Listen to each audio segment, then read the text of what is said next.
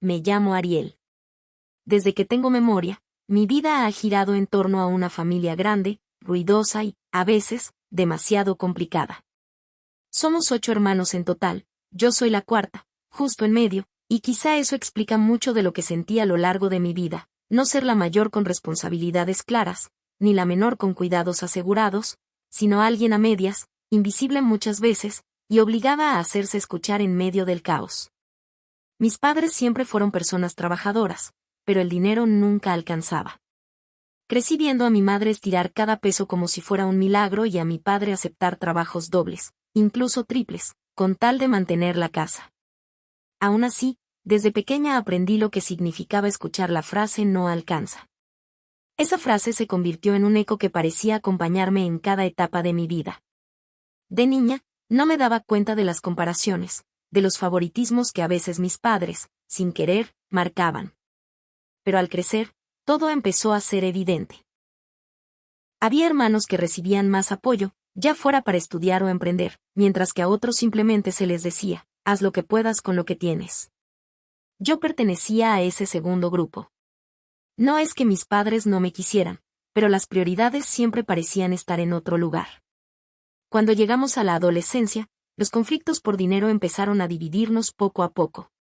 Mis hermanos mayores pedían para sus estudios, los menores necesitaban para uniformes o actividades, y yo me quedaba con lo que sobraba.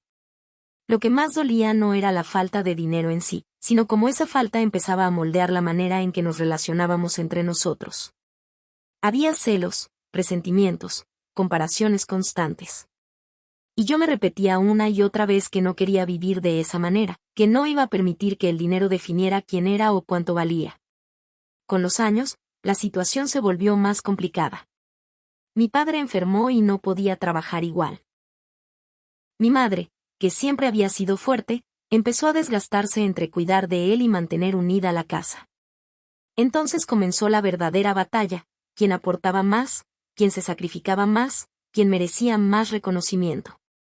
Recuerdo discusiones en la sala que duraban horas, gritos que se escuchaban hasta la calle, acusaciones de que uno era egoísta y otro aprovechado. Yo estaba en medio, tratando de mediar, pero también sintiendo una rabia inmensa por ver cómo el dinero se había convertido en juez y verdugo de nuestra familia. Cuando llegó el momento de hablar de herencias, todo empeoró. Mi padre aún estaba vivo, pero mis hermanos ya discutían como si él no existiera. ¿Quién se quedaría con la casa? ¿Quién tenía derecho a más porque había cuidado de los padres? ¿Quién merecía menos porque nunca había aportado nada? Yo no quería escuchar esas conversaciones, me dolían, me parecían crueles. Pero era imposible escapar. Y lo que más me marcó fue darme cuenta de cómo el dinero tenía el poder de borrar recuerdos, de distorsionar el amor fraternal y de convertir a la sangre en enemigos. Yo misma pasé por momentos muy oscuros.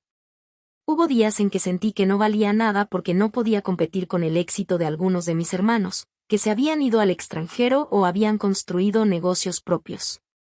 Ellos me miraban por encima del hombro, como si mis esfuerzos no significaran nada. Y cada vez que yo pedía ayuda, recibía un sermón sobre responsabilidad y sacrificio, como si no lo hubiera vivido en carne propia desde niña. Pero llegó un punto en el que decidí que no podía seguir viviendo atrapada en esa red de resentimientos. Entendí que la única manera de salir adelante era trabajar en mí misma, dejar de medir mi valor en comparación con lo que daban o recibían mis hermanos. Fue duro, muy duro. Tuve que aceptar que mi familia nunca iba a ser perfecta, que el dinero siempre iba a ser un tema de división y que yo no podía cambiar eso. Lo único que podía cambiar era mi manera de afrontarlo. Así que empecé a estudiar, a trabajar en lo que fuera, y poco a poco construí algo propio. No fue un éxito inmediato ni espectacular, pero era mío. Cada paso que daba representaba una victoria contra esa sensación de insuficiencia que me había acompañado toda mi vida. Y mientras más crecía, más aprendía a soltar el resentimiento. No era fácil ver cómo algunos de mis hermanos seguían peleando entre ellos, pero yo ya no quería desgastarme ahí. Empecé a poner límites, a decir no cuando querían arrastrarme a discusiones interminables. Hoy, al mirar atrás, veo con claridad que el dinero no fue solo un problema económico, sino una excusa para destapar heridas más profundas, favoritismos, inseguridades, rencores acumulados durante años. pero también entiendo que gracias a todo ese dolor encontré mi fuerza. Entendí que no podía depender del reconocimiento de mi familia para sentirme valiosa. Mi valor está en lo que soy, en lo que construí con mis manos y en la paz que decidí darle a mi corazón. Me llamo Ariel, vengo de una familia numerosa donde el dinero dividió más de lo que unió, pero también aprendí que, aunque no podamos elegir la familia en la que nacemos, sí podemos elegir cómo nos definimos a partir de ella. Y yo elegí no dejar que las heridas marcaran mi destino, sino convertirlas en la base de mi superación.